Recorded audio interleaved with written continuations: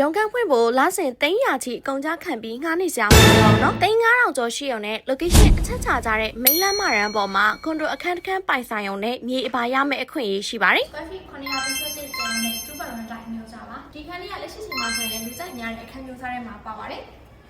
အခန်းပုံစံလေးကကြစ်ကြစ်လေးလေးရှိတယ်ဝင်ချင်းမှာတော့ kitchen ရှိမယ်ပြီးရင်သူ့ရဲ့ဒီဘက်မှာဆိုလို့ရှင်တော့အိတ်ခန်းတစ်ခန်းပါပါမယ်အိတ်ခန်းတစ်ခန်းရဲ့ဟိုဘက်ဘေးမှာဆိုလို့ရှင်တော့ကွန်မုံ3ဘက် joint လည်းရှိပါမယ်ကိုရိုင်းလည်းနေမယ်ရုံးခန်းလည်းဖွင့်မယ်ဒီလိုအခန်းမျိုးစားကကိုမနေပြလို့ပြန်ပြီးတော့ငှားစားမယ်ဆိုရင်တော့မှအငှားစိတ်ကွက်မှာဆိုရင်24သိန်းကနေ25သိန်းထိပေါက်တယ်အကယ်၍ရုံးခန်းငှားမယ်ဆိုလို့ရှင်ပို့ပြီးတော့တောင်ဈေးရအောင်မယ်ဆိုတော့အကယ်၍ကိုက investment တီးတန့်အတွက်ပဲစဉ်းစားထားတယ်ဆိုလို့ရှင်တော့ဒီအခန်းမျိုးစားကရွေးပြီးဝယ်ကိုဝယ်တဲ့နော်ကွန်ဒိုမာကတ်မှာလေ interview ရတဲ့အခန်းတွေ view ရန်ကောင်းတဲ့အခန်းတွေဆိုရင်3000နဲ့ချီပြီးတော့တန်ကြေးရှိတာဒါပေမဲ့ဒီမှာဆိုလို့ရှိရင်2 bedroom အမျိုးအစားတစ်ခုတောင်မှ3500ကျော်လေးနဲ့ရတယ်ဒီကလည်းအရန်လှတယ်ဒီလို main location အချက်ချကြပြီးတော့မျက်နှာစာတန်းမှာရုံးခန်းသာဖွင့်နိုင်မယ်ဆိုရင်ကိုယ့်ကုမ္ပဏီရဲ့ image တစ်ခုလည်းတက်စေမယ်ဘာလို့လူကြိုက်များရတာလဲဆိုရင် interview ခန်းကိုဝယ်ဖို့အတွက်လူကြီးတဲ့လက်ထက်မှာ3000ချီ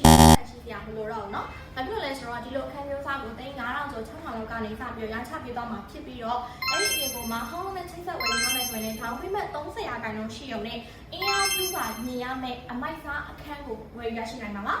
interview က